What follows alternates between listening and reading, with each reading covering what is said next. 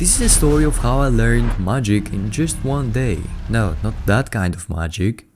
So I'm gonna learn as many cardistry moves and flourishes as I can in a day. I will cover the basics and move my way up to the more advanced moves with the ultimate goal of learning the card spring. There is no way you haven't seen this move. It's the equivalent of flexing in front of a mirror at the gym. So watch me become an absolute card expert in a day.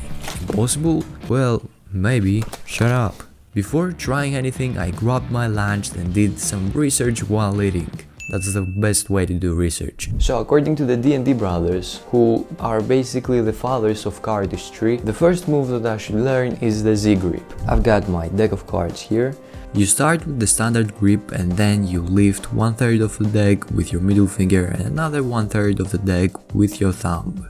And that's a ZGrip. Pretty straightforward. That was easy. Next one is the 𝐒𝐤𝐢𝐚. Here I have to use only one hand. To perform this move you have to lift half of the deck with your thumb and then lift the lower half of the deck with your index finger and then slowly let go of the top half of the deck and let it slide down.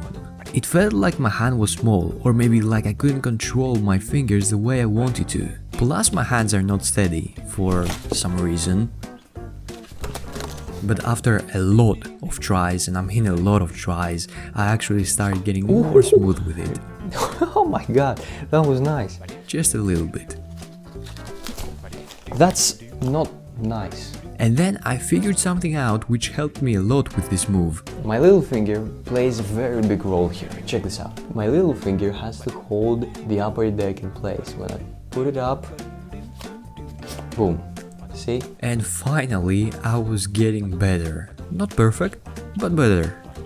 What am I doing? And now I can say move number 2, learned. For the next move, we're gonna shoot a card. Not throw a card, but shoot a card. We're gonna shoot one card from one hand to the other. And for that to happen, we have to use tension. Not like that. This is a trick that I always wanted to learn, to be honest. I'm like squeezing the card until it flies off. It should spin. First I'm gonna learn how to flick the card so that it spins. Then I'm gonna try doing that and catching it with my other hand. So you do that until... See? Did you see that? At first the card was just flying off my hand without spinning and it was pretty weird. But this move acquired a lot of trial and error so you can feel what is right and what is wrong with experience. What is going on? What? It's starting getting hot here, so I'm gonna change, probably make some coffee and continue practicing. After kinda learning how to shoot the card, then I was trying to catch it with the other hand, which wasn't easy because the card wasn't spinning, it was doing some kind of backflips. Then I continued practicing and I was kinda getting there. And then I finally got it right, or I think I did. But it turned out pretty good. I did it quite a few times. Oh, and the worst part with this move was that I had to pick up the card again and again. I think I lost my card. Oh, I found it. There you go. Next one is the thumb fan. You place the deck so that all the fingers on your left arm are extended. See? Everything is extended. And then when you grab with the right hand the deck, you start expanding like that. Okay, the hardest part with this move was to spread the cards evenly. Oh. I even put a ring on, like a professional magician, but that didn't help.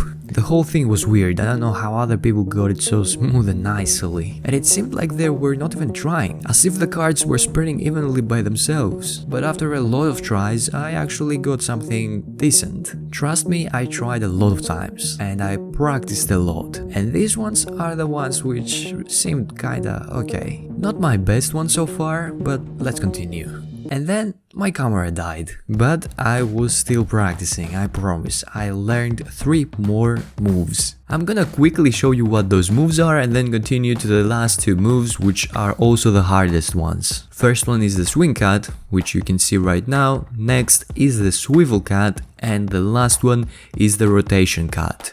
The nice thing about those 3 basic moves is that you can combine them any way you want and create some beautiful flourishes. So 3 more levels passed. So next up is the shuffle. It's an important shuffle that every pro must learn.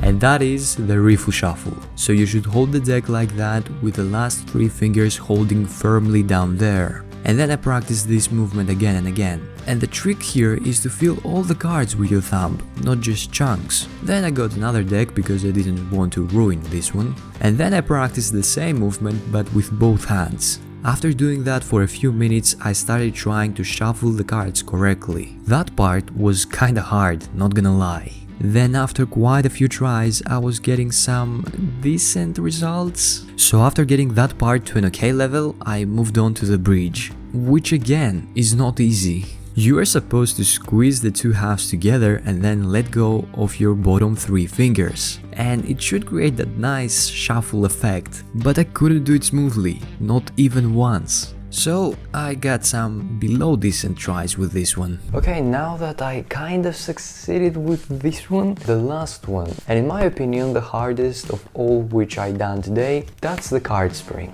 And you just throw them on the other hand. It's tutorial time. Let's see what we can learn and then apply it. Now you would think that the right way to do the card spring would be this, but after watching the tutorial I found out that the right way to hold the cards is by the corners. One corner with your thumb and the other corner with your middle finger. You can also try it with your index finger, but for me it worked best with my middle finger. And at first it was pretty weird because I had to apply a lot of pressure so that they would shoot off my hand. And I was practicing really close to my other hand because I didn't want to make a mess. And surprisingly, after a few tries, it was getting easier. So I continued practicing and it was really satisfying, and the sound that the cards make, it's just awesome.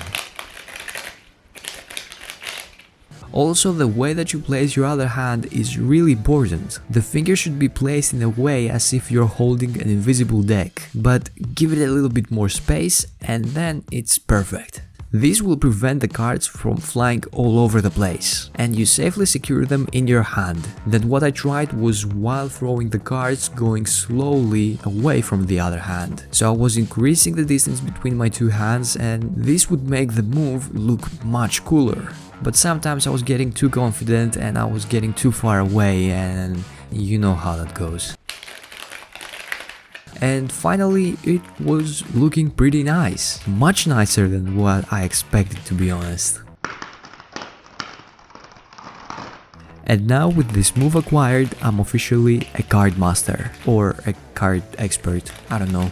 So I managed to learn all that stuff in one day. I'm pretty overwhelmed right now. It's 11 PM. This whole day was dedicated to learning card history, card tricks and all that stuff. So if you want to learn this kind of stuff, you can absolutely see that it's possible with practice and failure and more practice. So failure is actually a good thing. Of course, don't do that for 10 hours a day. It's not good, it's not healthy. Thanks so much for watching, I really appreciate it, especially if you made it this far and you're still here.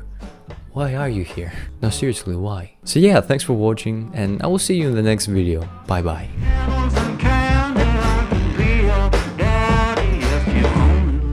Creep into your business now.